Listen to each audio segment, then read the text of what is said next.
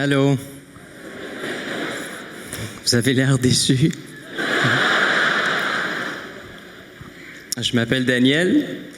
Je suis marié, puis j'ai un enfant de 3 ans. Ouais, c'est mon profil Tinder. Puis, ça marche pas très bien pour moi. Il est vraiment cute, mon enfant. Je suis polonais, péruvien, ma femme est japonaise, égyptienne. Ouais, on a voulu créer un super-héros. Puis, il est vraiment nice, man. J'étais dans le métro, je le tenais. Très jolie femme nous a vus, puis il m'a dit « Maudit qui est cute! » Il dit « M'appeler dans 20 ans. » Fait que je dis « Ma belle, dans 20 ans, il aura la même tête que moi. Alors laisse-moi te donner mon numéro. » Puis elle a ri, moi j'ai ri.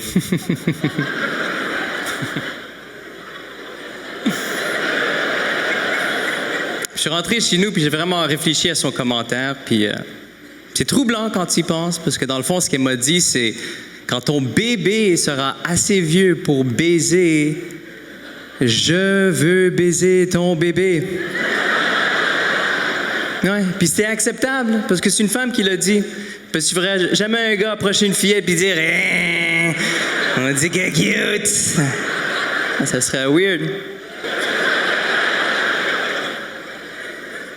Moi, ça me manque quand il était tout petit. On peut jouer plein de tours avec un bébé. Mon ami Fred est venu chez nous puis il a commencé à sexter avec une fille. Puis elle lui a envoyé une photo de sa poitrine. Fait qu'à lui de faire le prochain move. Il a voulu lui envoyer une photo de... Bon, on se comprend.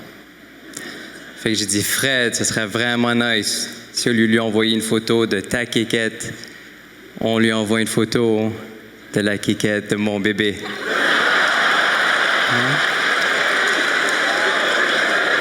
Hein? Puis là, tu textes, je viens tout juste de me raser.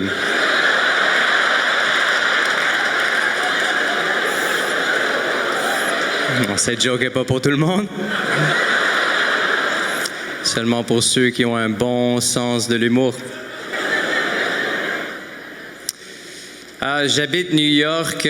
C'est fou avoir un enfant là-bas. Ça coûte tellement cher, la vie. La garderie, ça coûte autant que le loyer. Fait qu'on s'est dit, l'an prochain, au lieu de le mettre en garderie, on lui prendra un appartement. Moi, ça m'écoeure de déposer à la garderie parce que je croise toujours un père qui est super compétitif. Il est convaincu que son enfant est un génie. Une couple de semaines devant tous les parents, il a dit « Moi, je viens tout juste d'apprendre à mon enfant à compter jusqu'à 10 en espagnol.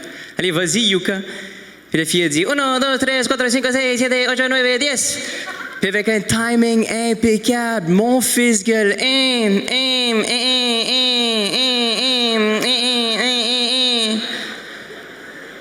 Ouais, ben, mon fils connaît le code Morse.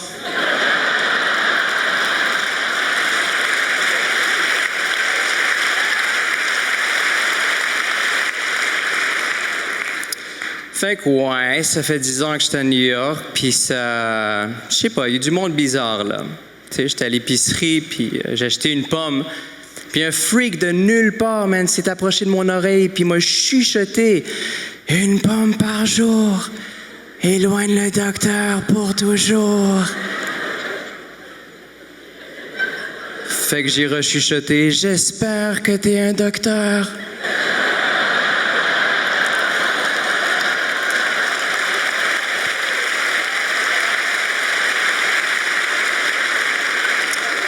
C'est tough, la vie à New York. Ça tue l'esprit, comme vous le voyez un peu.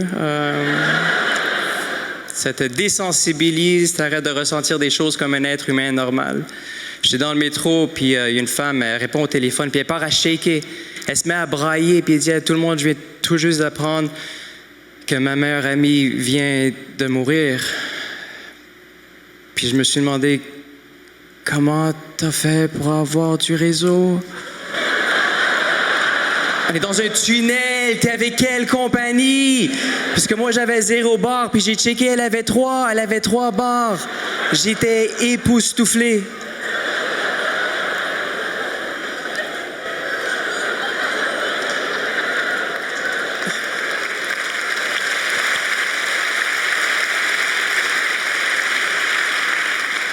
Puis de nulle part, une femme se levait, puis elle l'a embrassé.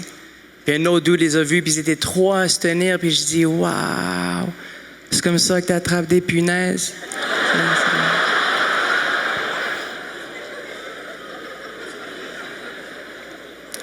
Je suis content d'être ici. Non, pour de vrai, je passe des moments difficiles chez nous.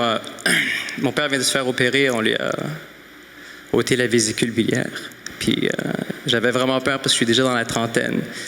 Et je sais pas c'est quoi une vésicule biliaire.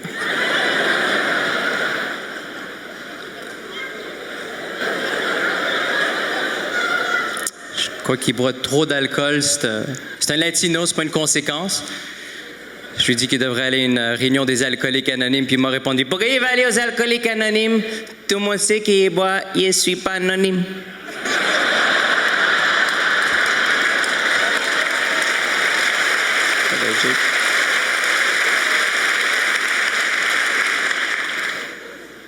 J'étais dans un bar l'autre soir, puis il y avait un vieux pète assis à côté de moi, puis il a décidé de payer un verre à une femme qu'il ne connaissait même pas. Il a même levé son verre comme si c'était George Clooney. Puis ça, c'est le genre de scène qu'on ne voit que dans un bar. T'sais. Tu verrais jamais ça au Dairy Queen du coin.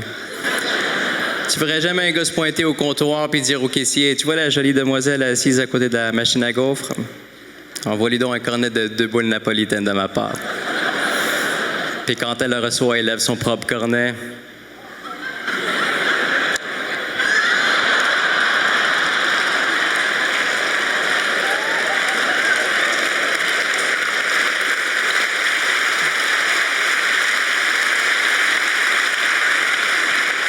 C'est pas facile de ramasser une femme dans un bar. C'est pas évident, tu sais. C'est pas facile. J'ai remarqué quelque chose, moi. J'ai remarqué que les femmes dans les bars sont... la plupart des femmes sont un peu comme des machines à sous dans les casinos. C'est vrai. Dès qu'on rentre, il y en a tellement. Mais il faut choisir celle qui va nous porter chance.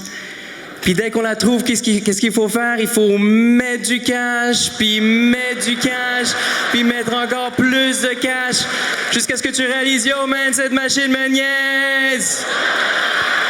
Merci beaucoup!